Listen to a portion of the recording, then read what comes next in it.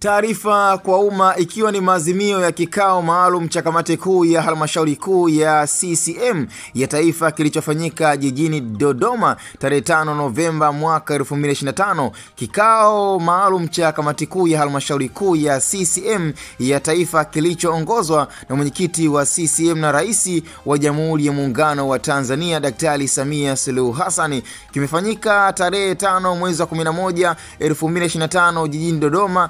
Hiki ikiwa ni kikao cha kwanza kufanyika tangu kumalizika kwa uchaguzi mkuu wa mwaka 2025 hapa nchini Tanzania. Pamoja na mambo mengine, kikao hicho maalum kilitafakari hali ya kisiasa nchini kabla, wakati na baada ya uchaguzi mkuu uliofanyika tarehe 29 ya mwezi wa 10 mwaka 2025 na kuazimia kama ifuatavyo.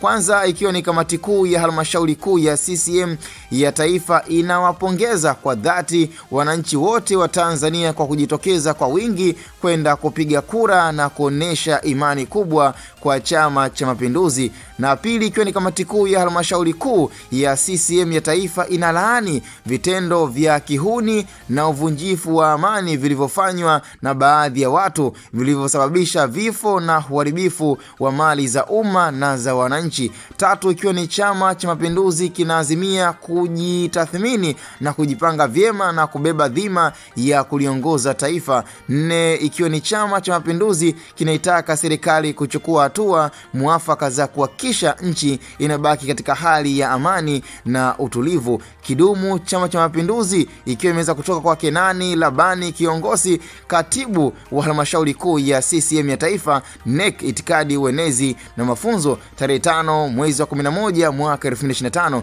Taarifa zaidi ungana nasi ndani ya channel ya Hatuboy Media.